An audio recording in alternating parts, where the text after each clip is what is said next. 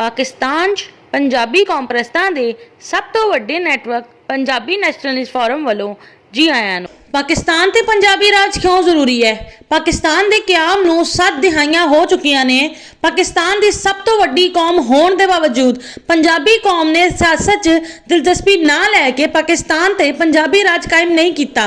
हालांकि पंजाबी सूफी शायर ते दानिश्वर शाह हुसैन ने पंजाबियों नूं नसीहत की सी कि कहे हुसैन फकीर साईं दा तख्त ना मिलदे मंगे, जबकि जमहूरी निज़ाम च अक्सरियत हुकूमत करती हुंदी है। इसलिए अफलातून ने अपनी कौम नूं आगाह किया सी कि सियासत तो किनारा कशी का इंजाम यह होएगा कि तुहाडे तो कमतर लोग उठ के तुहाडे ते राज करन लग जाणगे। नतीजा ये निकलिया कि पाकिस्तान की छोटी कौमां ने पाकिस्तान की 60% आबादी पंजाबी ते ना सिर्फ राज शुरू किया बल्कि पंजाबियों की तजलीलो तौहीन करना भी शुरू कर दिता ते ब्लैकमेल करना भी शुरू कर दिता। लिहाजा पाकिस्तान च समाजी अफरा तफरी, इंतजामी बदनज़मी, मुआशी बहरान, इकतसादी बर्बादी वादे हुण इंतहा नूं पहुंच गई है। पाकिस्तान च समाजी, मुआशी, इंतजामी, इकतसादी इस्तेकाम दे लई जरूरी यह है कि जमहूरी असूलों के मुताबिक पाकिस्तान की सब तो वड्डी कौम होने की वजह तो पंजाबी कौम पाकिस्तान ते हुक्मरानी करे। लिहाजा पंजाबी कौम के सियासी शऊर नूं बेदार करके पाकिस्तान ते पंजाबी राज कायम किया जाए।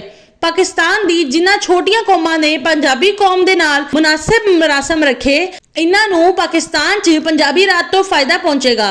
पाकिस्तान दी जिन्हां छोटियां कौमां ने पंजाबी कौम दे नाल मुनासिब मरासम नहीं रखे, और पंजाबी कौम दे नाल अपने मरासम दुरुस्त करन।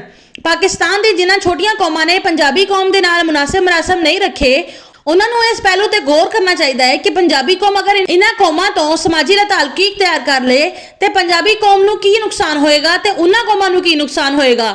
पाकिस्तान ते पंजाबी राज तो की मुराद है?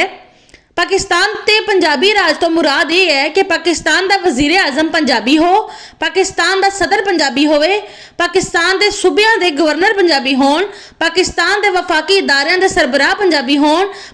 पंजाबी कौम दे नाल सियासी मुफाहमत या मुहाजराई करन नूं खुले दिल दे नाल कबूल करके सियासी मुफाहमत करन वालियां दे नाल भरपूर मुफाहमत ते सियासी मुहाजराई करन वालियां दे नाल भरपूर मुहाजराई कीती जाए।